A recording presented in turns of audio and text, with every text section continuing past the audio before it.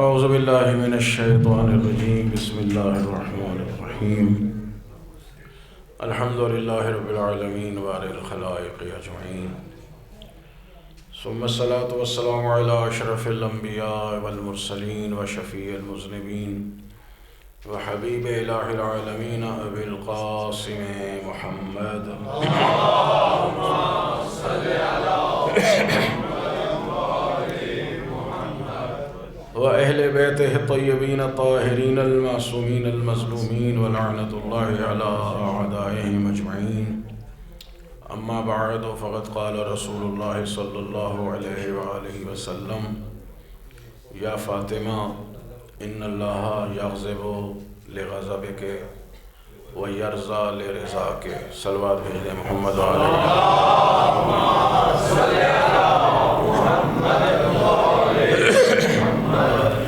پروردگار عالم بحق جناب سیدہ صلوات اللہ علیہ ہماری دعاؤں کو مستجاب فرمائے.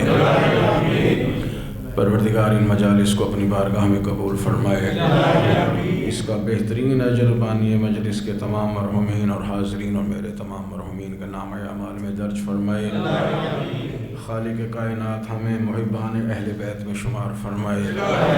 ہم سب کو دنیا میں اہل بیت کی محبت اور آخرت میں شفاعت نصیب فرمائے. تمام دعائیں جو آپ لے کے آئیں پروردگار سب کی دعاؤں کو مستجاب فرمائے. مرحومین کی مغفرت فرمائے. بہت سے مومنین مومنات بیمار ہیں پروردگار سب کو صحت کاملہ عاجلہ عطا فرمائے.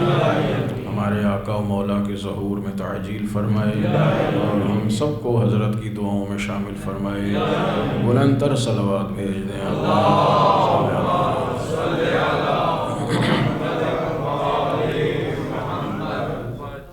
برائے صحت و سلام کی کل مومنین و کل مومنات بالخصوص علماء حق باواز بلند صلوات. اللہم صلی علی محمد وآل محمد. پہلی تو ایک بات جو ہے ایک شرعی مسئلہ خصوصاً جو بیٹھ کے نماز پڑھتے ہیں کرسی پر بیٹھ کے پڑھیں یا زمین پر بیٹھ کے پڑھیں ان کے لیے واجب ہے کہ جہاں تک کھڑے ہو سکتے ہیں کھڑا ہونا چاہیے. چاہے فقط اللہ اکبر تکبیرۃ الاحرام کے لیے ہی کھڑے ہو سکتے ہیں تو اتنا ہی ان پر واجب ہے. اگر فقط تکبیرۃ الاحرام کے لیے بھی کھڑے ہو سکتے ہیں اور کھڑے نہ ہوں تو نماز باطل ہو جائے گی. یعنی اس میں یہ ہوتا ہے کہ جہاں تک ممکن ہے تکلیف نہ ہو زحمت نہ ہو. اگر صرف اللہ اکبر اور بسم اللہ الرحمن الرحیم بھی کھڑے ہو کے کہہ سکتے ہیں پھر کھڑے نہیں ہو سکتے تو اتنا ہی کھڑے ہو کے کہیں تکبیر اور بسم اللہ پھر اس کے بعد بیٹھ جائیں. یعنی اس میں ہے کہ جہاں تک کھڑے ہو سکتے ہیں اتنا کھڑا ہونا ان پر واجب ہے. اگر اس واجب کو بھی ترک کر دیں گے تو نماز باطل ہو سکتی ہے. لہٰذا اس کا خیال رکھنا چاہیے کہ میں کہاں تک کھڑا ہو سکتا ہوں وہاں تک کھڑے ہو کے پڑھنی چاہیے. اس سے آگے اگر بندہ تھک جائے تکلیف ہے تو اگر سہارا لے کے کھڑا ہو سکتا ہے تو پھر سہارا لے کے کھڑا ہو. یہ بیٹھنا آخری آپشن ہے. گھبرا تو نہیں رہنا. میں کوئی خاص میرے مد نظر نہیں ہے. میں ایک فقہی مسئلہ بتا رہا ہوں آپ کو کہ اگر سیدھا کھڑا نہیں ہو سکتا سہارا لگا کے کھڑے ہو سکتے ہیں تو پھر سہارا لگا کے کھڑے ہوں. بیٹھ کے نہیں پڑھ سکیں گے. دیوار سے ٹیک لگا لیں یا کوئی عصا پکڑ لیں پھر نماز پڑھیں. اگر وہ بھی نہیں ہو سکتا ہے پھر بیٹھنے کی اجازت ہے. اس میں بھی جہاں تک ہو سکے یہ کرسی کی بیک جو ہے ٹیک نہ لگائیں. اگر وہ ٹیک لگانے پر مجبور ہے تو پھر ٹیک لگانے کی اجازت ہے. یہ مراحل ہیں. ایسے ہی نہیں ہوتا کہ میں آیا اور میں بیٹھ کے. یہ میں پھر کہہ رہا ہوں کوئی خاص شخص میرے مد نظر نہیں ہے. یہ ایک فقہی مسئلہ ہے جو میں بتانا ضروری سمجھ رہا تھا. صلوات بھیج دیں محمد وآل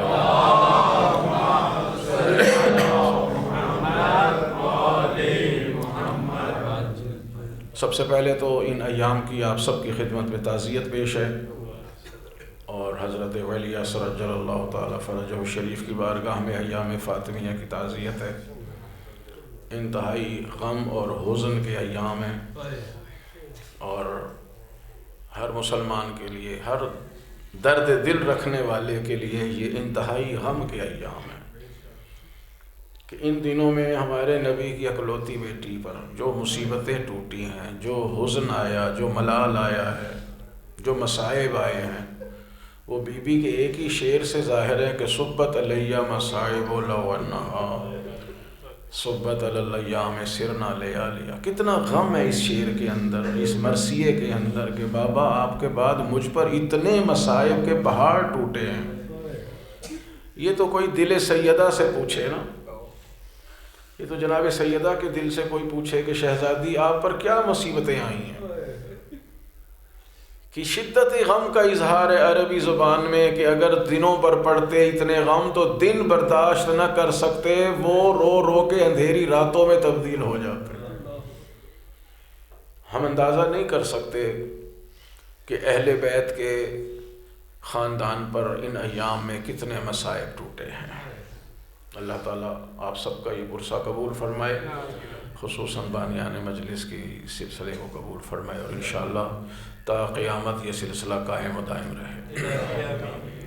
دو روایتیں ہیں جناب سیدہ کی شہادت کے بارے میں کہ رسول خدا کے بعد 75 دن زندہ رہیں یا 95 دن، اور یہ دو تاریخیں اس لیے ہیں کہ شروع میں عربی میں نقطے نہیں ڈالے جاتے تھے، تو اگر لکھا جائے 75 اور 95 تو ہم لوگ چونکہ عرب نہیں ہیں تو ہم پہچان نہیں سکیں گے کہ یہ عدد 75 کا لکھا جا رہا ہے یا 95 کا، چونکہ بغیر نقطوں کے اگر 75 لکھا جائے اور 95 لکھا جائے تو نقطوں کے بغیر ہم 70 اور 90 یعنی 70 اور 90 میں فرق نہیں محسوس کر سکیں گے۔ وہ عرب تھے، وہ کر لیتے تھے، تو اس لیے کتابوں میں جو آئے پھر نقطے ڈلنے شروع ہوئے تو دونوں روایتیں بن گئی، 75 دن بھی اور 95 دن بھی۔ تو دونوں روایتوں پہ ہمارے علماء عمل کرتے چلے آئے ہیں۔ تو 75 دن کے حساب کریں تو 13 جمادی الاول بنتی ہے، اور 95 دن کی تاریخ حساب کریں تو 3 جمادی الثانی کی تاریخ بنتی ہے۔ لہٰذا علماء نے احتیاط کیا ہے کہ دونوں تاریخوں کو ایام فاطمیہ صلوات اللہ علیہ کے طور پہ ہم مناتے ہیں۔ صلوات بھیج دیں مولانا صلی اللہ علیہ وسلم۔ عزیزان محترم، خاندان اہل بیت علیہم الصلاۃ والسلام، یعنی اہل بیت رسالت میں آپ صلی اللہ علیہ وآلہ وسلم، یہ کسی محبت میں نہیں کسی نے بنائے کہ ہمیں محبت ہو یا خود رسول خدا کو محبت ہو۔ محبت کے عنوان سے یہ خاندان اہم قرار نہیں پایا، بلکہ یہ خاندان، یہ گھرانہ آل محمد علیہ الصلوۃ والسلام کا گھرانہ اسلام کی ضرورت ہے۔ انسانیت کے ہدایت کے لیے ضروری ہے کہ ایک سلسلہ قائم رہے، اس لیے کہ نظام ہدایت انسانیت کے لیے انتہائی اہمیت کا حامل رکھتا ہے۔ ہزاروں دفعہ آپ نے یہ بات سنی ہے اور انشاءاللہ سنتے رہیں گے کہ پروردگار عالم نے یہ تمام سلسلہ انبیاء کا، رسولوں کا، اولیاء کا، ائمہ کا، یہ انسانوں کی ہدایت کے لیے جاری کیا ہے۔ انسان خدا بند عالم کے لیے اتنا اہم ہے، انسان اتنا اہم ہے کہ یہ ساری کائنات انسانوں کے لیے بسائی گئی ہے۔ اس زمین پر، اس کائنات میں جتنی بھی چیزیں ہیں، چاہے ان کا تعلق خشکی سے ہے، چاہے ان کا تعلق دریاؤں اور سمندروں سے ہے، چاہے ان کا تعلق ہواؤں اور فضاؤں سے ہے، خلاؤں سے ہے، وہ سب کا سب انسان کے لیے ہے۔ کوئی شے بھی ایسی نہیں ہے کہ انسان کہے کہ یہ بلا ضرورت تھی، اور کوئی شے ایسی نہیں ہے کہ انسان کہے یہ چیز دنیا میں موجود نہیں ہے، میری ضرورت ہے۔ انسان کی ضرورت کی ہر چیز خالق کائنات نے، وہ ہماری مصلحتوں کو جانتا ہے، وہ ہماری ضروریات کو جانتا ہے، اس نے ہر شے انسان کی ضرورت کے لیے اتنی ہی مقدار میں رکھی ہے جتنی انسانوں کے لیے ضروری ہے۔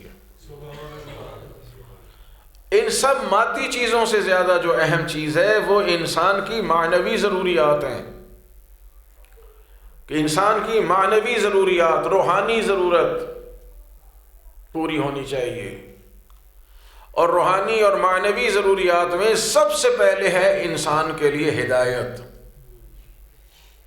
اللہ تعالیٰ نے جہاں ہمارے رزق کا ذمہ لیا ہے کہ میں تمہارا رازق ہوں، میں تمہیں رزق دوں گا، اور اللہ نے اپنے آپ کو رزاق متین کہا ہے، قرآن کریم میں اپنے آپ کو رزاق متین، ذوالقوت، طاقت والا ہے، رزاق متین۔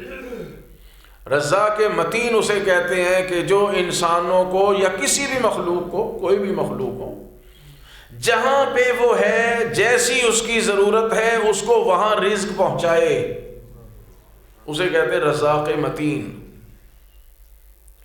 جو ضرورت مند جہاں ہے اس کے زندہ رہنے کے لیے، جہاں ہے، جیسا اس کے رزق کی اس کی ضرورت ہے، اور جتنا اس کی ضرورت ہے وہاں اس کو پہنچائے۔ بچہ ماں کے شکم میں ہے، دنیا کی کوئی طاقت اس کو وہاں اس کی خوراک نہیں پہنچا سکتی، اور دنیا کا کوئی سائنسدان سمجھ نہیں سکتا ہے کہ وہ جو ماں کے شکم میں بچہ بن رہا ہے اس کو کیا رزق چاہیے اور کتنا رزق چاہیے، کوئی سائنسدان اس کو سمجھ نہیں سکتا۔ لیکن دیکھ لیں پروردگار اس کو وہاں رزق پہنچا رہا، نہ ضرورت سے کم نہ ضرورت سے زیادہ۔ ضرورت سے کم ملے گا تو اس کا جسم نہیں بن سکے گا، ضرورت سے زیادہ ملے گا تو وہ برداشت نہیں کر سکتا، اور پھر کیا رزق وہاں دینا چاہیے کوئی نہیں سمجھ سکتا، یہ خالق سمجھتا ہے۔ بچے کو وہاں کیا خوراک ملتی ہے، ہم سب اسی مراحل سے گزر کے آئے ہیں۔ وہاں اس کی خوراک ہے خون، چند قطرے، جتنا بھی اس کو ضرورت ہے وہ خون وہاں پہنچتا ہے۔ اس کے علاوہ اس کی وہاں کوئی خوراک نہیں ہے، اس کو خون پہنچ رہا ہے، اسی سے اس کا جسم بن رہا ہے۔ اگر کوئی سائنسدان، کوئی بڑے سے بڑے ڈاکٹر مل کے کہیں کہ جی ہم اس کو نا وہاں دودھ پلا دیتے ہیں، دنیا میں بھی تو آ کے دودھ پینا اس نے، وہاں دودھ پلا دے، ایک قطرہ اگر دودھ کا وہاں اس کو کوئی پلا دے تو بچہ ماں کے پیٹ میں ہی مر جائے، اس لیے وہاں خون کے علاوہ اس کی کوئی خوراک نہیں ہے۔ اور جب یہی بچہ ماں کی گود میں آ جاتا ہے تو اس کی فوراً خوراک بدل جاتی ہے، جیسی وہاں ضرورت تھی اللہ نے وہاں دی، جس رزق کی یہاں ضرورت ہے اللہ اس کو یہاں دیتا ہے، اس کے لیے اسی خون کو ماں کے شکم کے اندر ہی دودھ میں تبدیل کر دیتا ہے۔ اب یہاں اگر اسی خون کا ایک قطرہ اس بچے کے دہن میں ڈال دیا جائے تو یہ اسی خون سے مر جائے جس خون سے زندہ رہ کے دنیا میں آیا ہے۔ یہیں سے حلال اور حرام کا فلسفہ شروع ہو جاتا ہے۔ وہاں اس کے لیے وہی خون حلال تھا، دودھ حرام تھا، دنیا میں آ کے وہی دودھ اس کے لیے حلال ہو گیا، اور وہ پہلے والا خون اس کے لیے حرام ہو گیا۔ کیوں؟ اس لیے کہ اسی چیز میں اس کی بقا ہے، اس کی زندگی ہے۔ تو شریعت نے جو حلال اور حرام بنائے ہیں وہ ہماری بقا کے لیے بنائے ہیں، کہ اگر حلال استعمال کرو گے تو تمہاری بقا ہے، حرام کی طرف آؤ گے تو تمہاری فنا ہے۔ تو اسی چیزوں کی طرف ہدایت کے لیے اللہ تعالیٰ نے، میں نے عرض کیا کہ سب سے اہم ترین ہماری جو روحانی اور معنوی ضرورت ہے وہ ہے ہدایت۔ اس کے بغیر انسان اس دنیا میں رہ نہیں سکتا ہے، روحانی طور پر، جسمانی طور پر ممکن ہے رہ جائے، البتہ حرام کا جیسے روح پر برا اثر پڑتا ہے نا، جسم پر بھی برا اثر پڑتا ہے۔ آپ کے تجربات ہیں، مشاہدات ہیں، جو چیزیں اسلام نے حرام کی ہیں استعمال کرتے جائیں، پھر اپنی جسمانی کیفیت لوگ دیکھتے جائیں، اور جتنا انسان ہدایت کے قریب آئے گا، حلال الہی کے قریب آئے گا، اتنا اس کی جیسے روح محفوظ رہے گی اسی طرح اس کا جسم بھی محفوظ رہتا ہے۔ دیکھیے بیماریاں آئیں گی، انسان نے مرنا بھی ہے، اس سے یہ نہیں ہے کہ حلال استعمال کرے تو بندہ کبھی بیمار ہی نہ ہو، وہ مرے ہی نہ، نہیں، یہ ایک نظام ہے۔ روحانی بیماری اگر لگ جائے تو براہ راست اس کا جسم پہ اثر پڑتا ہے، لیکن یہ لازمہ نہیں ہے کہ اگر جسم بیمار ہے تو پھر روح بھی بیمار ہو جائے۔ ممکن ہے بندے ظاہری طور پر جسمانی طور پر بیمار ہیں مگر روحانی طور پر صحت مند ہیں، لیکن اگر روحانی طور پر بیمار ہو گئے تو لا محالہ جسمانی طور پر بھی بیمار ہو جائیں گے۔ اور پروردگار عالم اپنے انسان کو، اس عظیم ترین مخلوق کو صحت مند دیکھنا چاہتا ہے۔ اسی کے لیے حلال اور حرام کے اصول اور ضوابط ہیں، اور اسی طرح اللہ تعالیٰ نے انسانوں کو ہدایت اور رہنمائی کے لیے سارا نظام قائم کیا ہے اور ذمہ داری لی ہے کہ ان علینا للہدی، ہماری ذمہ داری ہے کہ ہم انسانوں کی ہدایت کرتے رہیں گے۔ اور اسی ہدایت کے لیے اللہ تعالیٰ نے انبیاء کو بھیجا ہے، رسولوں کو بھیجا ہے، اور جب نبیوں کے سلسلے کو بند کیا، رسولوں کے سلسلے کو اختتام تک پہنچایا، یعنی ختم نبوت کے بعد بھی انسانوں کی ہدایت کی ضرورت ہے۔ اسی پیغام پر، جس پیغام پر اللہ نے نبیوں کے سلسلے کو بند کیا ہے، آخری شریعت کو بھیجا رسول اللہ پر، تو اسی شریعت پر اب لے کے چلنے والوں کی ضرورت ہے۔ ہمارا اور ہمارے باقی مسلمان بھائیوں سے جو تھوڑا سا اختلاف ہے وہ یہاں پہ ہے، وہ کہتے ہیں نبوت کے سلسلے کے بند ہونے کے بعد کسی ہادی کی ضرورت نہیں ہے، بس ہدایت کے لیے قرآن موجود ہے، قرآن میں سارے احکام موجود ہیں، ہم اس پر پڑھتے جائیں، عمل کرتے جائیں اور ہمیں راہ ہدایت مل جائے گی۔ ہمارا موقف یہ ہے کہ قرآن یقیناً کتاب ہدایت ہے، ہدی للمتقین کہا گیا ہے، شروع میں ہی کہا ہے لا ریب فی ہدی للمتقین۔ یہ قرآن ہر ایک کے لیے ہے مگر ہر ایک کے لیے ہدایت کا ذریعہ نہیں بنتا۔ یہ انسانوں کے لیے بھی ہے، یہ مسلمانوں کے لیے بھی ہے، یہ سب کے لیے ہے، مگر قرآن نے دعویٰ کیا ہدی للمتقین۔ یہ کتاب ہدایت ہے سارے انسانوں کے لیے، مگر کون سے انسانوں کے لیے؟ جو متقین انسان ہیں۔ متقی انسان پہلے بنے پھر قرآن اس کی ہدایت کرے گا، اور اگر انسان تقوی کی طرف آیا ہی نہیں، اس نے اپنے آپ کو حرام سے بچایا ہی نہیں، اس نے اپنے آپ کو حلال کا عادی نہیں بنایا، واجبات کو ادا ہی نہیں کیے، تو پھر یہ کیسے قرآن سے ہدایت لے سکتا؟ قرآن سب جانتے ہیں یہ باتیں، تو میں صرف تمہید میں عرض کر رہا ہوں۔ صرف قرآن کو پڑھ کر جتنا بھی انسان تعلیم یافتہ ہو، فقط خالی قرآن کو دیکھ کر وہ 2 رکعت نماز نہیں پڑھ سکتا۔ کوئی پڑھ کے دکھا دے مجھے کہ جی میں نے یہ ساری نماز قرآن سے مرکب کی ہے اور قرآن کی آیتوں کو پڑھ کے میں نے نماز کی ہیئت بنائی ہے اور میں نماز پڑھ رہا ہوں۔ کوئی ایک انسان نہیں ملے گا رسول اللہ کے دور سے لے کے آج تک۔ یہی سارا قرآن صحابہ کرام کے سامنے تھا، انہی کے سامنے نازل ہوا، انہی کی زبان میں نازل ہوا، پھر بھی انہیں صلاۃ کا پتہ نہیں تھا کہ نماز ہوتی کیا ہے۔ حضور نے کہا صلو کما رأیتمونی اصلی، جب انہوں نے کہا نماز پڑھو، انہوں نے کہا یہ نماز کیا ہوتی ہے؟ صلاۃ تو دعا کے معنی میں۔ حضور نے کہا نماز کیا ہے؟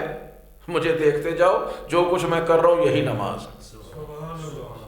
اس کا مطلب یہ ہے کہ ہم ہر عمل کے لیے ہادیان برحق کے محتاج ہیں۔ ہمیں عام اردو کی کتاب سمجھ میں نہیں آتی جو ہماری اپنی زبان کی ہوتی ہے، شاعری سمجھ میں نہیں آتی جو ہماری اپنی اردو زبان کی شاعری ہو، غالب کا جو ہے اقبال کا اور جناب میر دبیر کا، جس کا بھی آپ کہیں، ہمیں بڑے پڑھے لکھے لوگوں کو بھی اردو کی شاعری، اردو کا ادب سمجھ میں نہیں آتا۔ صرف دیوان غالب کی 18 شرحیں ہیں، 18 شرحیں جو اب تک چھپ چکی ہیں۔ کیوں؟ سمجھ میں نہیں آتا۔ تو ہمیں بندوں کا کلام سمجھ میں نہیں آتا، پروردگار کا کلام سمجھ میں آئے گا؟ اور کہے جا رہے ہیں جی قرآن کافی ہے، قرآن کافی ہے۔ ایک حکم تو ہمیں قرآن سے کوئی بندہ نکال کے دکھائے، اس لیے کہ قرآن اللہ کا کلام ہے، ہر خشک و تر کا ذکر اس کے اندر موجود ہے. لا رطب ولا یابس الا فی کتاب مبین، کوئی خشک و تر ایسا نہیں ہے جس کا ذکر قرآن کریم میں نہ ہو. اور 6600 پلس آئے تھے، بلکہ 6300 بھی کہی گئی، 6666 بھی مشہور ہے، لیکن اگر دیکھا جائے تو 6300 کچھ آیتیں بنتی ہیں. آیت یعنی جملہ، قیامت تک کی اور ہر خشک و تر کی بات کو اللہ تعالیٰ نے اتنے مختصر کلام میں جو رکھا ہے، تو آپ سمجھیں کہ یہ کتنا مختصر کلام ہے. اور ایک حرف بھی نہ ضرورت سے کم ہے نہ ضرورت سے زیادہ ہے. تو جب اتنا مختصر کلام ہوگا اور ہر شے کا ذکر ہوگا تو وہ تو بالکل اشاروں میں بات ہوتی چلی جائے گی. تو ہم کیسے سمجھیں گے؟ کیسے سمجھیں گے ہم اس قرآن کو؟ ہمارے کوئی مسائل کی کمی ہے؟ روزانہ نئے سے نیا مسئلہ پیش آتا ہے، روزانہ نئے سے نئے مسئلہ پیش آتا ہے، اور قرآن کہہ رہا ہے تمہاری ہر مشکل کا حل اس کتاب میں ہے، تو نکال کے دکھائے نا کوئی. اس کے لیے ان افراد کی ضرورت ہے جو ہمیں قرآن سمجھائیں. قرآن یقیناً ہدایت کی کتاب ہے، اور یہ متقین کے لیے ہدایت کی کتاب ہے. متقی انسان بنے گا تو قرآن اس کی ہدایت کرے گا. تو ان افراد کی ضرورت ہے جو ہمیں پہلے تربیت کر کے متقی بنائیں. هو الذی بعث فی الامیین رسولا منہم یتلو علیہم آیاتہ ویزکیہم ویعلمہم الکتاب والحکمہ وَإِن كَانُوا مِن قَبْلُ لَفِي ضَلَالٍ مُبِينٍ. مکے والوں میں مبعوث کیا ایک ایسی شخصیت کو جو آیات الہی کی تلاوت کرتا ہے، لوگوں کا تزکیہ، ان کی تربیت کرتا ہے، اور انہیں کتاب و حکمت کی تعلیم دیتا ہے. ہم تو آج 1400 سال کے بعد پیدا ہوئے، زمین پہ آئے، مسلمان ہیں پاکستان کے. یہ مخاطبین کون ہیں؟ بالمشافہ، بالکل سامنے ان کے روبرو جو ان آیتوں کے تھے وہ وہی تھے جو عرب تھے، جن کی زبان میں قرآن نازل ہوا ہے. ان کو کتاب و حکمت کی تعلیم خالی قرآن پڑھ کے نہیں آ سکتی تھی، ان کو بھی قرآن و حکمت کی تعلیم کے لیے محمد مصطفیٰ صلی اللہ علیہ وآلہ وسلم کی ضرورت تھی. بلند آواز سے صلوات پڑھیں سارے. اللہ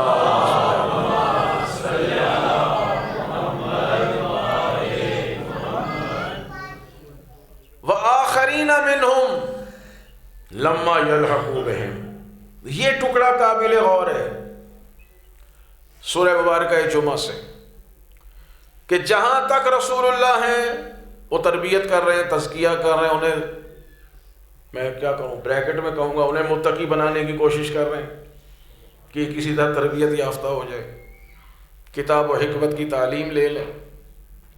اور صرف یہی نہیں کہ رسول اللہ اپنے ہی زمانے کے لیے یہ کام کرنے کا تشریف لائے ہیں. وآخرین منہم لما یلحقوا بہم، اور ان کے لیے بھی یہ تزکیے کا باعث ہیں، قرآن کی تلاوت کرنے والے ہیں، ان کو کتاب و حکمت کی تعلیم دینے والے ہیں جو ابھی ان سے ملحق نہیں ہوئے، آخری دور میں آئیں گے. وآخرین منہم، ان لوگوں کے بعد جو لوگ آئیں گے ان کی بھی تزکیہ نفس اور تعلیم و تربیت کرنے کے پابند ہیں. کون؟ یہی محمد مصطفیٰ.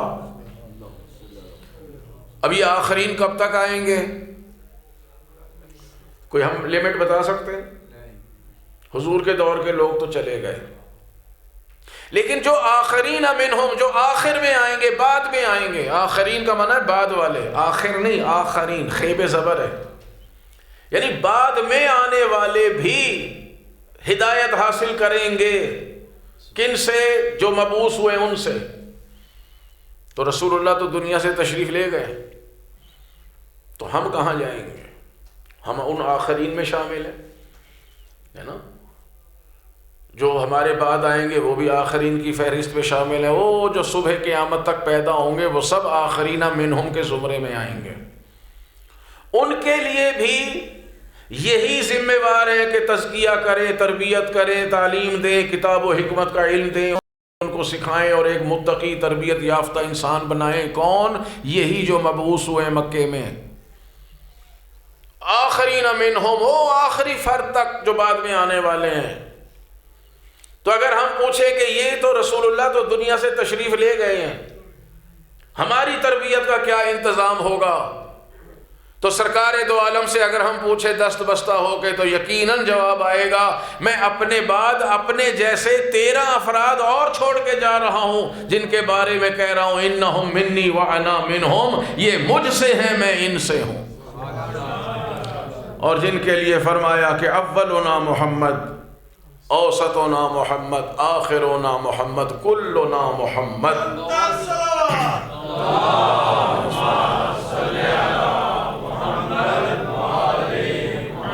کہ ہمارا پہلا بھی محمد ہے، درمیان والے بھی محمد ہیں، آخری بھی محمد ہیں، ہم سب کے سب محمد ہیں۔ حقیقت محمدیہ ہے۔ زمانہ بدلنے سے نام بدلتے جائیں گے، لیکن ایک حقیقت محمدیہ رہے، اور وہی محمد مصطفیٰ صلی اللہ علیہ وآلہ وسلم کا چونکہ علم لے کے آ رہے ہیں، اور کس طریقے سے حضور نے تعارف کرایا ہے کہ لحمہم لحمی، ان کا گوشت میرا گوشت، دمہم دمی، ان کا خون میرا خون ہے، علمہم علمی، ان کا علم میرا علم ہے، جو کچھ ان کے پاس ہے وہ میرا ہے۔ اب جب گوشت بھی ان کا، پوست بھی ان کا، خون بھی ان کا، علم بھی ان کا، روح بھی ان کی، عصمت بھی وہی، تو پھر حقیقت تو وہی حقیقت محمدیہ بنی نا۔ تو جب علم بھی وہی ہے جو علم پیغمبر صلی اللہ علیہ وآلہ وسلم ہے، تو پھر ہمیں کہنا پڑے گا کہ ان کی ہدایت بھی وہی ہدایت ہے جو محمد مصطفیٰ والی ہدایت ہے۔ جو کچھ عمل یہ معصومین علیہ السلام کر رہے ہیں، یہ عمل بھی ان کا عمل نہیں ہے، در حقیقت رسول خدا کا عمل ہے، اور یہ خداوند عالم کا انتہائی فضل ہے، اور اس بات پہ ہمیں فخر اور اللہ کا شکر ادا کرنا چاہیے کہ ہم ان گھرانوں میں پیدا کیے گئے ہیں جو اس گھرانے سے محبت کرتا ہے، اس گھرانے سے وابستہ ہے۔ خدا کی قسم، اگر بلکہ یہی سب سے بڑی نعمت عظمیٰ اللہ تعالیٰ کی کہ اگر اسی کو ہم سمجھ جائیں، کتنا لطف ہے پروردگار عالم کا کہ ہمیں محبین آل محمد میں پیدا کیا، ہمیں خاندان اہل بیت رسول اللہ سے محبت کرنے والے گھرانوں میں پیدا کیا گیا ہے، تو اس کا ہی شکر ادا نہیں ہو سکتا۔ بآواز بلند صلوات اللہم صلی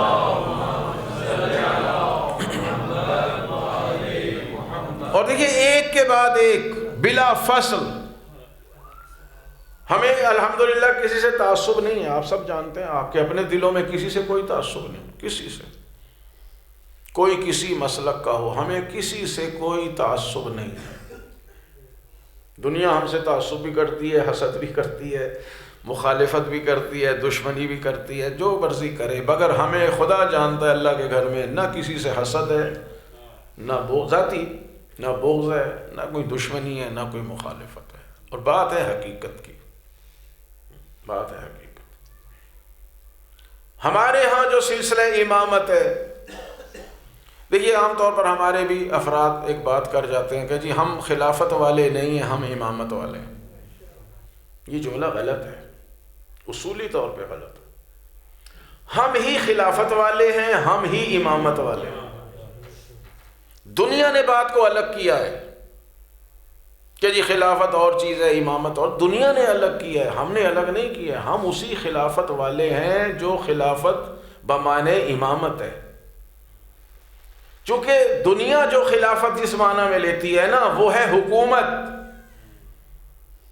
نوجوان ہمارے بھائی دوست بچے سمجھیں اس بات کو، ہمارے باقی مسلمان بھائی خلافت کو لیتے ہیں حکومت کے معنی میں، اور امامت ان کے ہاں بہت ہی نچلی سطح کی چیز ہے۔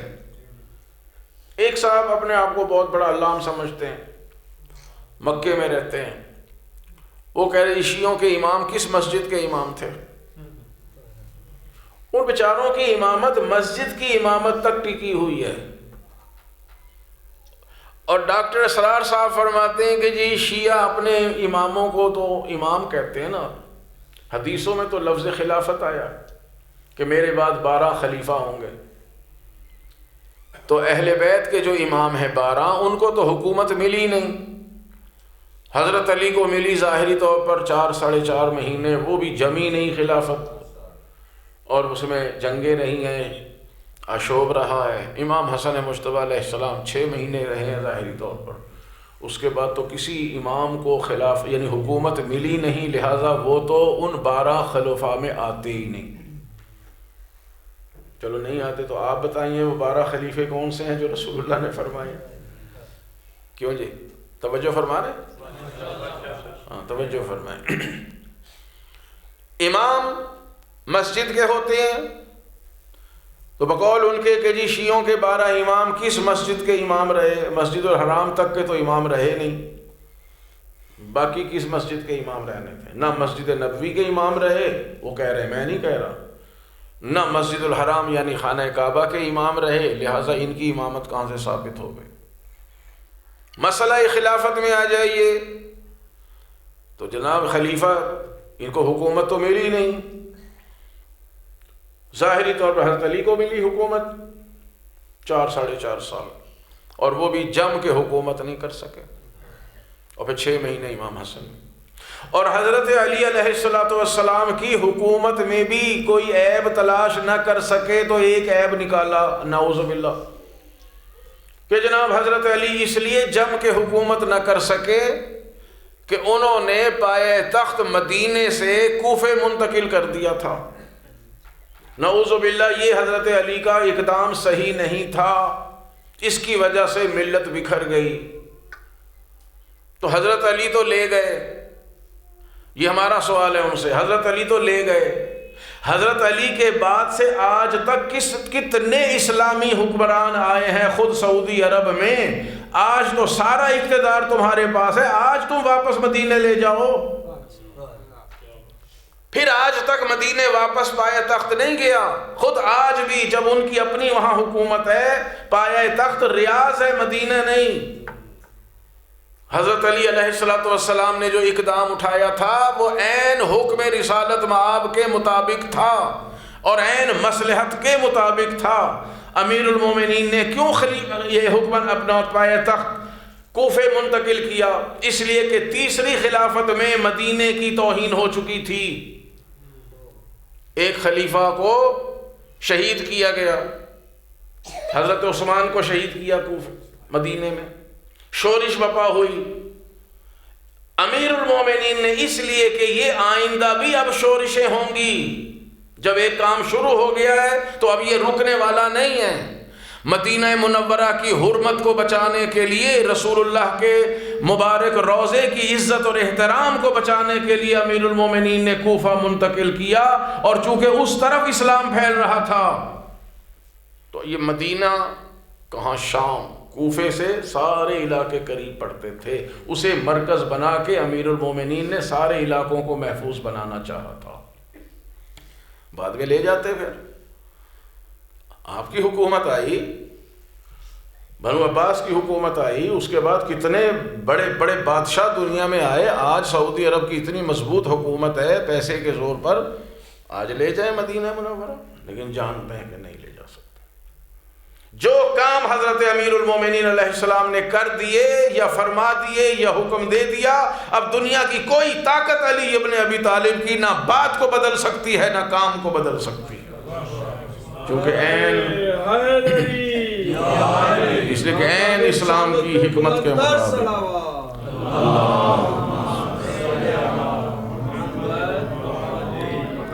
بلند آواز سے صلوات پڑھیں بھائی۔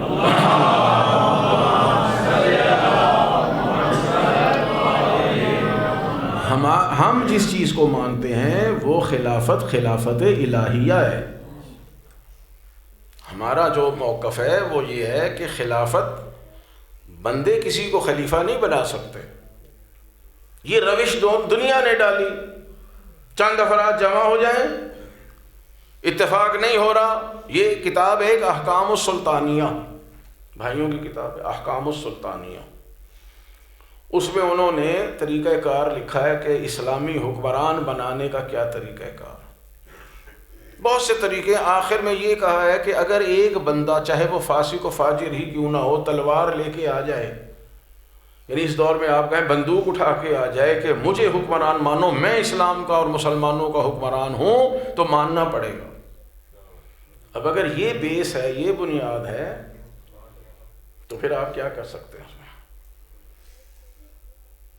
شروع میں چند افراد جمع ہوئے، اجماع ہو گیا، اس کے بعد یہ اصول بدل دیا. پھر یہ ہوا کہ جناب پہلے والا دوسرے والے کو نامینیٹ کر دے، جانے والا اپنے بعد والے من پسند فرد کو نامزد کر دے کہ یہ ہوگا میرے بعد. تیسرے مرحلے میں اس کو بھی تبدیل کر دیا، شورا بنا دی جائے کہ جناب یہ ہو، اور شورا بھی اس طرح بنائی جائے کہ کسی بھی طریقے سے، نوجوانوں کو دعوت فکر دے رہا ہوں، غور کریں، اس کو پڑھیں، آپ اسٹڈی کریں، نیٹ پہ جائیں، کہ اس شورا کی بنیاد اور اس کا مرکزی نقطہ یہ تھا کہ کسی بھی طریقے سے حکومت آل محمد میں نہ جانے پائے، علی ابن ابی طالب علیہ السلام تک حکومت نہ پہنچنے پائے. تو جب یہ ہوگا تو پھر اہل بیت کی طرف تو حکومت نہیں جا سکتی. اور مسئلہ حکومت کا ہے ہی نہیں، حکومت کا مسئلہ نہیں ہے. ہمارے مذہب میں اور قرآن کریم کے مطابق نہ امامت میں حکومت ضروری ہے، نہ خلافت میں حکومت ضروری ہے.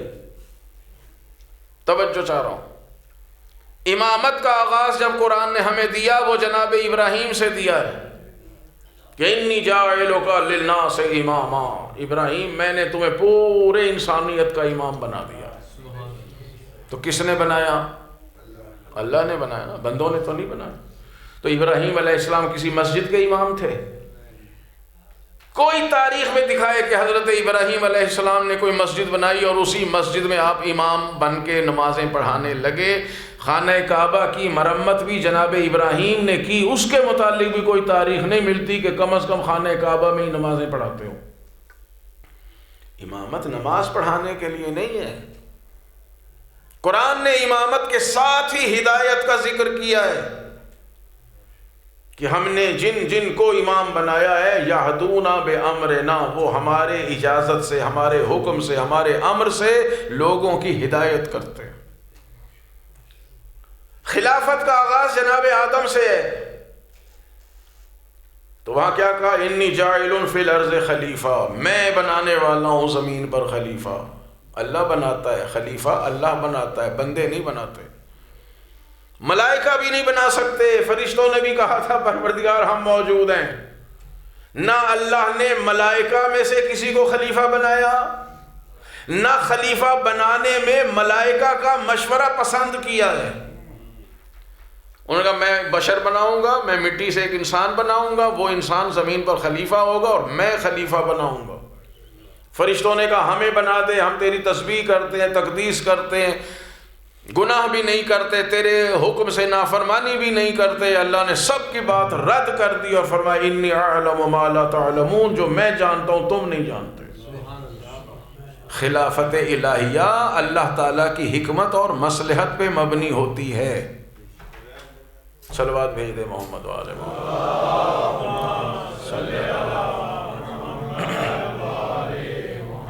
توجہ فرما رہے میرے محترم صاحب.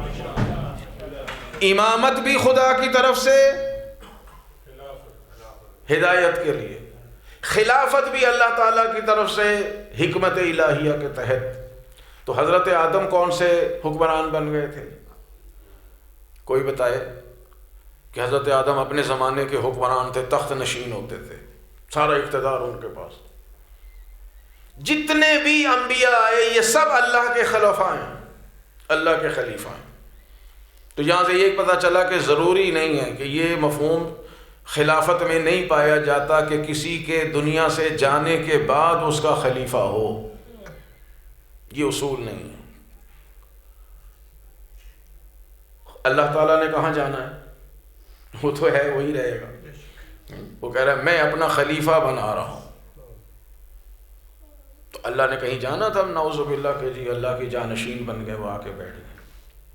جتنے بھی انبیاء ہیں حضرت آدم کے بعد سے لے کے رسول خدا تک، یہ سارے اللہ کے خلیفہ ہیں، خلفائے الہیہ ہیں۔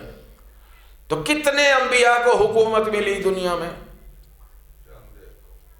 یا جناب داؤد کا ذکر ملتا ہے یا ان کے بیٹے جناب سلیمان کا ذکر ملتا ہے، بس یہ 2 نبیوں کا ذکر ملتا ہے کہ جن کو اللہ نے زمین پر حکومت دی۔ یہ ظاہری اور مادی حکومت کی بات ہو رہی۔ رسول اللہ کے لیے بھی کہیں حکومت کا لفظ نہیں ملتا۔ نہ جناب ابراہیم نے کہا کہ یہ کیا امامت مجھے دے دی ہے، بادشاہت اور حکومت تو اس کے پاس ہے۔ نہ کسی اور نبی نے کہا کہ ہمیں خلافت تو نے دے دی نبوت کے ساتھ اور حکمران وقت تو کوئی اور بیٹھا ہے۔ اس کا مطلب ہے خلافت کے لیے حکومت کا تصور نہیں ہے، حکومت ایک الگ شے ہے۔ مولا کائنات امیر المومنین علیہ الصلوۃ والسلام کا ارشاد گرامی ہے، ظاہر ہے جب ظاہری طور پر خلیفہ ہیں، حکمران ہیں کوفے میں، تبھی سارے خطبے دیا کرتے تھے۔ فرمایا کہ انسانوں کے لیے ایک حاکم ضروری ہے، وہ متقی بھی ہو سکتا ہے، وہ فاسق و فاجر بھی ہو سکتا ہے۔ اس کا لازمہ یہ نہیں ہے کہ جس کے پاس خلافت ہو اس کے پاس حکومت ہو۔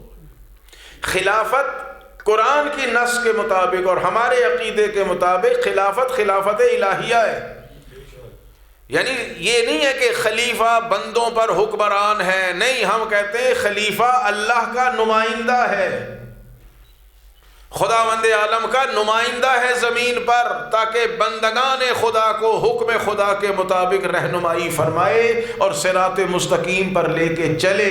یعنی امامت میں بھی بندوں کی ہدایت ہے اور خلافت الہیہ میں بھی بندوں کی جو ہے وہ ہدایت ہے، حکومت کی بات نہیں۔ حکومت مل جائے تو چلو ٹھیک ہے، جناب داؤد کو حکومت مل گئی، سبحان اللہ، بڑے اچھے اچھے کام کر کے دکھائے۔ جناب سلیمان کو حکومت ملی، عدل الہی زمین پہ نافذ کر کے دکھایا جہاں تک تھے۔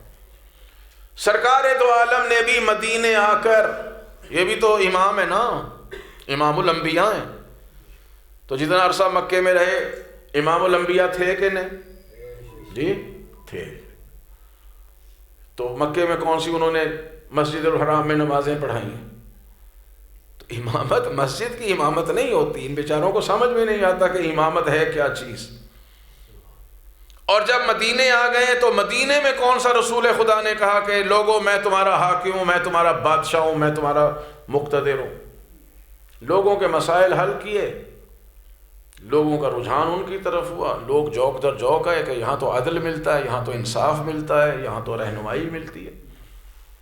اگر رسول خدا بھی دیگر حکمرانوں کی طرح حکمران ہوتے، اس پہ تحقیق کریں، جب دوسرے شہروں میں اسلام پہنچ گیا تھا، کم از کم مکے میں تو پہنچ گیا تھا، مکہ فتح ہو گیا، یمن میں اسلام پہنچ گیا، اور بھی مختلف شہر تھے، طائف میں اسلام پہنچ گیا، تو ہر حکومت اور حاکم وقت اپنے مرکز سے دوسرے شہروں میں اپنی طرف سے گورنر اور حاکم معین کرتے تھے اور کرتے ہیں آج بھی۔ تو رسول خدا نے مکے میں کس کو گورنر بنایا؟ رسول خدا نے یمن میں کس کو اپنی طرف سے حاکم بنایا؟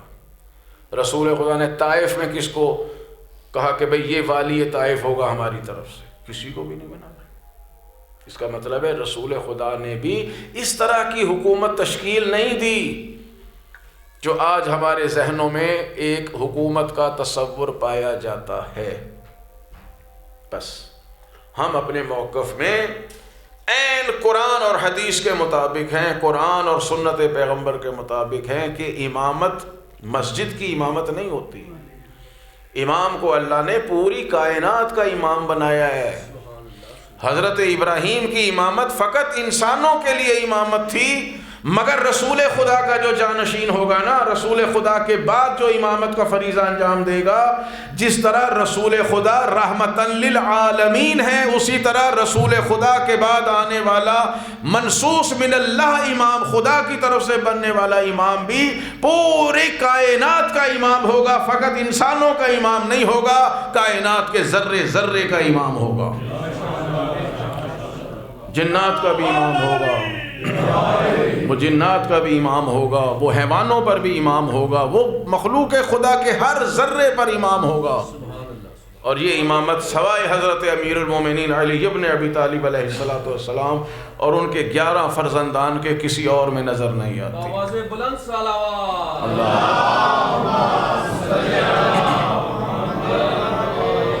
امام شافعی نے کہا علی حبہ جنہ، امام الانس والجن۔ علی کون ہے؟ جنوں کے بھی امام ہیں، انسانوں کے بھی امام ہیں۔ انہی کی محبت جہنم سے بچانے والی ڈھال ہے۔ اور یہی خلفائے الہیہ ہیں۔ دنیا کسی کو خلیفہ بنائے، افغانستان میں بھی بنائے، پھر عراق میں وہ آ گئے بغدادی صاحب، اب بھی بعض ہمارے پاکستان کے بڑے بڑے مفتیان جو افغانستان میں اب ان کے وہ ہیں سربراہ، وہ نظر بھی نہیں آتے کسی کو، ان کے متعلق کہہ رہے ہم کیا نام ہے خلیفہ صاحب کو ملنے گئے تھے۔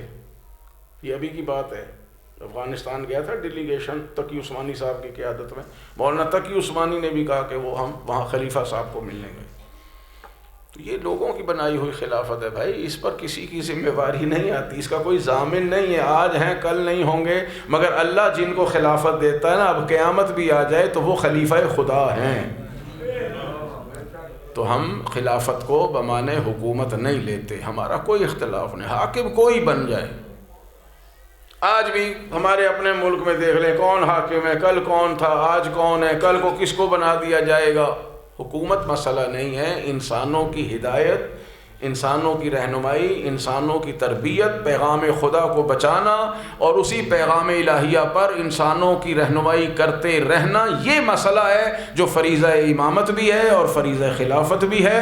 اور اس کے لیے رسول خدا کے بعد ہمارے پاس نصوص موجود ہیں، دلائل موجود ہیں، قرآن سے بھی، احادیث سے بھی اور عقلی دلائل بھی موجود ہیں کہ یہ فریضہ امیر المومنین علی ابن ابی طالب علیہ السلام نے اور ان کے فرزندان محترم نے انجام دیا ہے، اور ہم انہی کی امامت کے قائل ہیں۔ یہ نماز پڑھائیں یا نہ پڑھائیں، یہ حکومت کریں یا نہ کریں، لیکن ان کی دلوں پر حکومت ضرور ہے۔ یہ ان کی حکومت دلوں پر ہے، جسموں پہ حکومت کرنا اور بات ہے، وہ عارضی ہوتی ہے۔ یہی بات حضرت امام موسیٰ کاظم علیہ السلام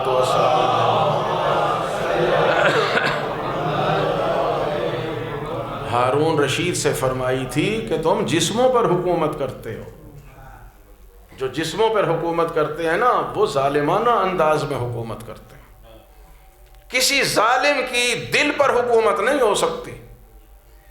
دل پر حکومت انہی کی ہوگی جو عدل کے ساتھ ساتھ فضل بھی رکھتے ہو، جو انسانوں کی رہنمائی کرتے ہو، انسانوں سے محبت کرتے ہو۔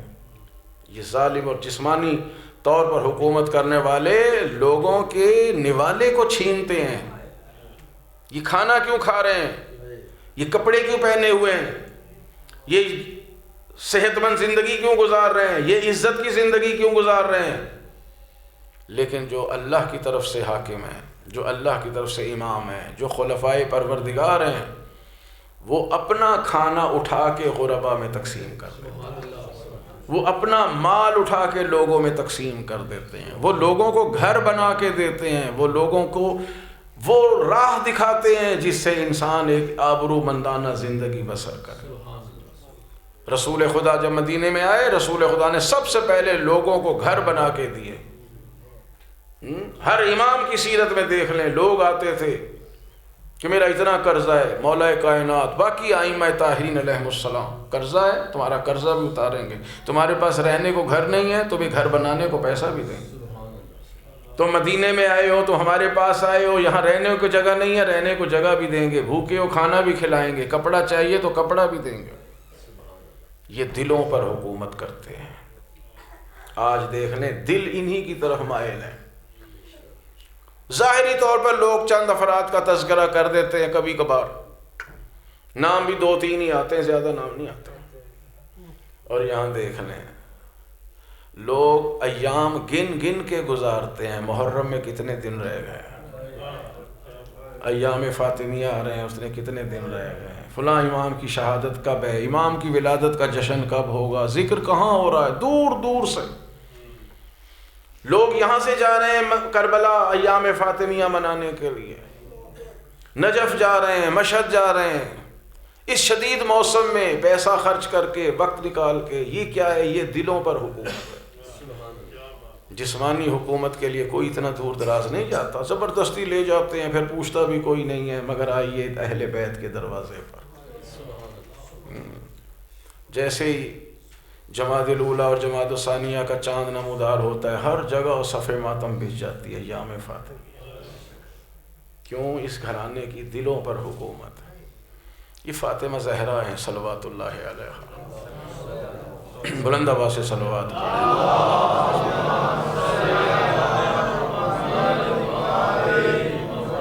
کیونکہ 3 روزہ مجلس ہے، انشاءاللہ پھر جناب سیدہ کی ولایت پہ بھی گفتگو ہوگی کہ جس طرح اللہ نے امیر المومنین کو ولی اللہ بنایا ہے، 11 اماموں کو اللہ نے ولایت بخشی ہے، اسی طرح جناب سیدہ بھی اللہ کی ولیہ کاملہ ہیں۔ دنیا کو ان کی ولایت کا پتہ نہیں ہے، ان کے تصرف کا پتہ نہیں ہے کہ ان کے تصرف اس کائنات پر کیا ہے۔ تسبیح تسبیح فاطمہ، ذکر اللہ کا ہے، نام ہم اللہ تعالیٰ کا لیتے ہیں، مگر قیامت تک یہ تسبیح بن گئی تسبیح فاطمہ زہرا صلوات اللہ۔ اتنا اجر اس کا، اتنا ثواب، چلتے پھرتے اٹھتے بیٹھتے کہیں بھی آپ ہیں اس تسبیح کو پڑھیں، کیا کیا اس کے اندر اسرار چھپے ہوئے۔ امام صادق علیہ السلام فرماتے ہیں کہ ہمارے نزدیک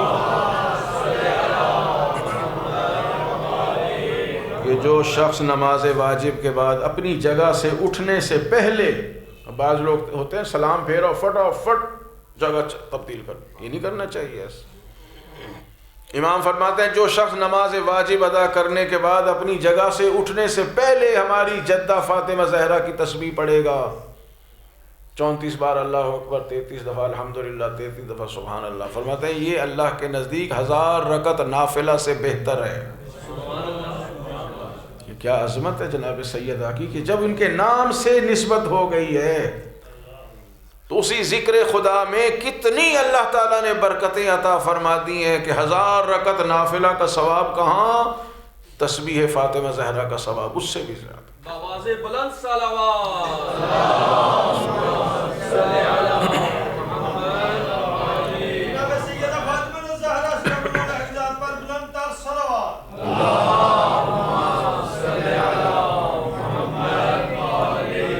اور کیا عظمت ہے، کیا عظمت ہے۔ حالانکہ اگر ظاہری طور پر دیکھا جائے جناب سیدہ نبی نہیں ہے، رسول نہیں ہے، امام نہیں ہے، خلیفہ نہیں ہے، یہ سارے منصب مردوں کے لیے اللہ نے رکھے، لیکن رسالت بھی ان کا احترام کرتی ہے، نبوت بھی ان کا احترام کرتی ہے، امامت بھی ان کا احترام کرتی ہے، خلافت بھی ان کا احترام کرتی ہے۔ اور پھر رسول خدا جس کے لیے کھڑے ہو جاتے ہوں، کوئی سوچ سکتا ہے کہ اس بی بی کی کیا عظمت ہے، جس کے لیے رسول خدا احترام میں کھڑے ہو جائیں، بیٹی کی وجہ سے نہیں، بیٹی کی وجہ سے نہیں، خاتم الانبیاء جس کا احترام کر رہے ہیں اس کے پاس کوئی خاص منصب ہے، کوئی عہدہ ہے اللہ کی طرف سے جس منصب کے لیے یہ احترام ہو رہا ہے۔ دنیا سمجھ نہیں سکتی جناب سیدہ کی شخصیت۔ اپنے بچے بھوکے رہیں، مگر مسلمانوں کے بچے کیا، انسانوں کے بچے بھوکے نہ رہیں، چاہے وہ مسلمان نہ بھی ہوں۔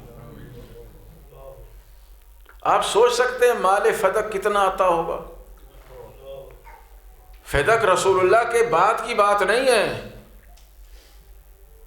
ہم تو اس کو وراثت میں لے آتے ہیں نا، فدق وراثت نہیں تھا حقیقت میں، یہ تو عنوان چینج کیا گیا ہے، ورنہ تاریخ شاہد ہے کہ خود رسول خدا نے بحکم خدا اپنی زندگی میں باغ فدق، یا فدق کوئی چھوٹا موٹا باغ نہیں تھا، ایک بڑا آباد رقبہ تھا، جناب سیدہ کو اپنی زندگی میں بخشا ہے چونکہ اسلام کا طریقہ یہ ہے کہ جہاں مسلمان جہاد نہ کریں اور کوئی علاقہ کوئی زمین کا ٹکڑا بغیر جنگ کیے وہ دے دیں رسول خدا کو یا امام وقت کو، اسے کہتے ہیں مال فے،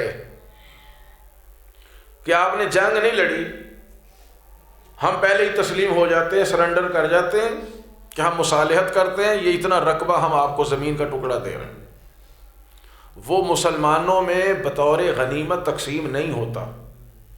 غنیمت وہ تقسیم ہوتی ہے جو مسلمانوں کا لشکر جنگ لڑے، زخمی ہوں، شہید ہو جائیں، قتل کر کے آئیں، پھر ان میں مال غنیمت تقسیم ہوتا ہے۔ لیکن جہاں جنگ ہوئی نہیں، وہ علاقہ، وہ جگہ، وہ مال خالص نبی یا رسول امام کا ہے، چونکہ ہمارے ہاں جہاد معصوم کے حکم کے بغیر تو ہوتا نہیں۔ تو جو اسلامی جہاد ہوگا، شرعی جہاد ہوگا، وہاں اگر آپ نے جنگ نہیں لڑی، کسی مسلمان نے کوئی تلوار نہیں چلائی، کوئی گھوڑا نہیں دوڑایا، تو وہ خالص نبی اور امام کا مال ہوتا ہے، وہ مالک وہ ہیں۔ اللہ نے کہا حبیب یہ جو فدق کا علاقہ ملا ہے تمہیں، یہودیوں نے دیا ہے، یہ فاطمہ زہرا کو دے دو۔ حضور نے اپنی زندگی میں ہبہ کر دیا، لکھ کے تحریر لکھ کے دی ہے۔ حضور جانتے تھے کہ کل کو کیا ہونے والا ہے، اور رسول اللہ کی زندگی میں جناب سیدہ کی طرف سے وہاں کام کرنے والے کام کرتے تھے زمینوں پر، عمال کہا جاتا تھا۔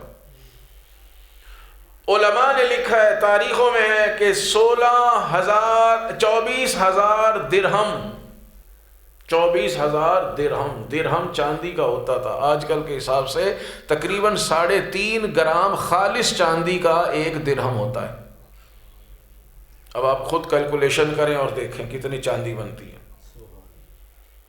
24,000 درہم وہاں سے آمدنی ہوتی تھی، اور اگر بارشیں زیادہ ہو جاتی تھی، پیداوار زیادہ ہوتی، 40,000 درہم تک علماء نے، مورخین نے لکھا ہے کہ وہاں سے مال آتا تھا، پیسے آتے تھے، مگر ایک دانہ، ایک کھجور، ایک درہم بھی جناب سیدہ کے گھر نہیں آتا تھا، سب راستے میں غریبوں میں تقسیم کر دیا جاتا۔ کوئی سوچ سکتا ہے اس گھرانے کی سخاوت، کس طرح مال لوگوں میں تقسیم کیا ہے۔ جناب سیدہ نے یا امیر المومنین نے یا ان کی اولاد نے کوئی مال جمع نہیں کیا ہے۔ حضور کی رحلت کے بعد بھی یہی ہونا تھا، جناب سیدہ کی شہادت کے بعد بھی یہی ہونا تھا، امیر المومنین کی شہادت کے بعد بھی یہ مال غریبوں میں جانا تھا۔ لیکن دنیا سمجھتی ہے کہ اگر یہاں سے اسی طرح لوگوں کو مال ملتا رہا تو پھر ہماری طرف کون آئے گا، لہذا محروم کیا گیا۔ یہ سیدہ کو محروم نہیں کیا، انہیں اس مال دنیا کی کیا ضرورت ہے، جو جب چاہیں جنت کے رزق منگوا سکتے ہیں، جہاں رضوان جنت بچوں کے کپڑے لے کے آئے، جہاں ملائکہ ہر وقت خدمت کے لیے موجود ہوں، انہیں اس مال دنیا کی کیا ضرورت؟ وہ کل بھی غریبوں میں تقسیم ہونا تھا، وہ بعد میں بھی غریبوں میں تقسیم ہونا تھا، مگر افسوس اس بات کا ہے کہ نبی کی بیٹی تھی۔ خدا کی قسم کوئی بچی یہاں آ جائے نا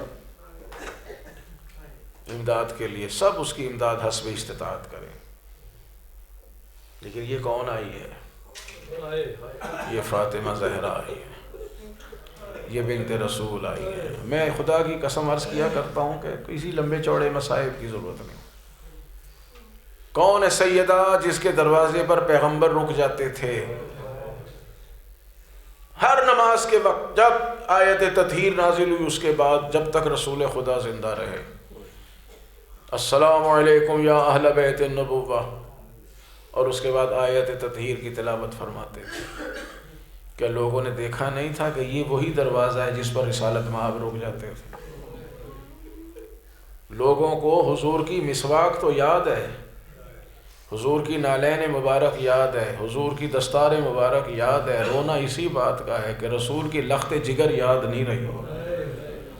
کوئی زیادہ عرصہ بھی نہیں گزرا تھا رسول اللہ کو گئے، چند دنوں کے بعد ہی اس دروازے پر آگ لے کر آئے جس دروازے پر رسول خدا رک جاتے تھے، جہاں ملائکہ بغیر اجازت نہیں اندر جا سکتے تھے۔ اور کہا گیا کہ علی کو باہر نکالو، ہمارے مجرم یہاں رہتے ہیں، یہ باہر نہیں آئیں گے تو اس دروازے کو آگ لگا دی جائے گی۔ کون آیا دروازے پر؟ سیدہ آئی ہے۔ دیکھیے یہ بی بی کا آنا،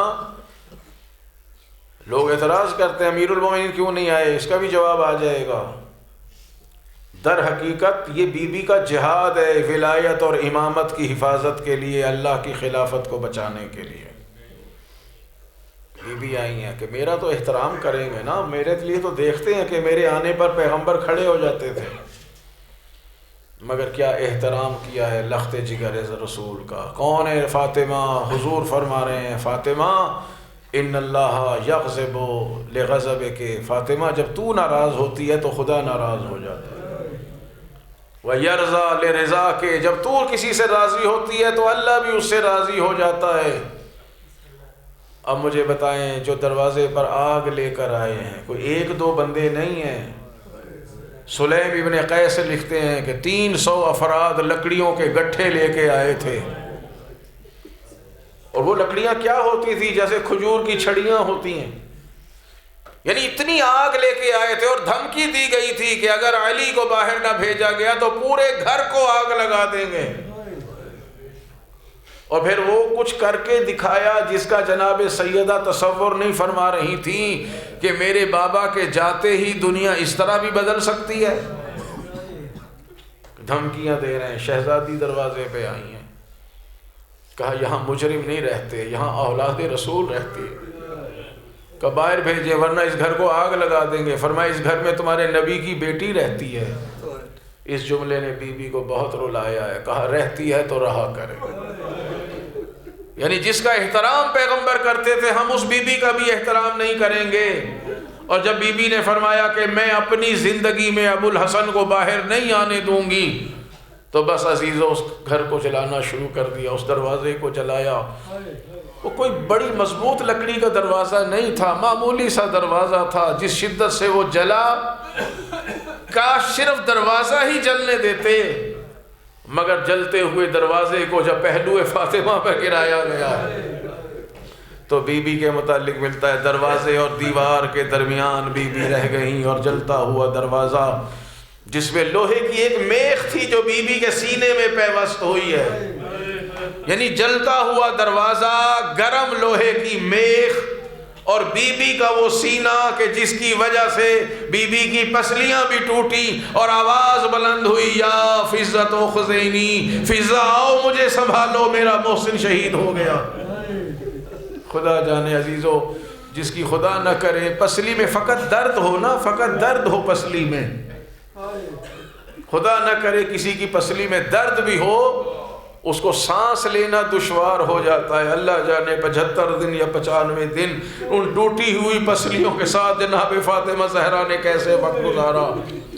تاریخ تو یہی کہتی ہے کہ ایک ہاتھ بی بی کا مسلسل اپنے سینے پہ رہتا تھا، اور یہ وہ مصائب تھے جو بی بی نے امیر المومنین سے بھی چھپائے ہیں۔ مولا کائنات کو وہ زخم نہیں دکھائے بی بی نے جو جناب سیدہ کے بدن اطہر پر تھے۔ اور اس کے بعد عزیزو جلتا ہوا دروازہ، زہرا اس دروازے کے نیچے دبی ہوئی ہیں، اور لوگ ہیں کہ اندر جا رہے ہیں، لوگ اندر جا رہے ہیں، اور امیر المومنین کو رسی کے ساتھ باندھ کے کھینچا جا رہا ہے۔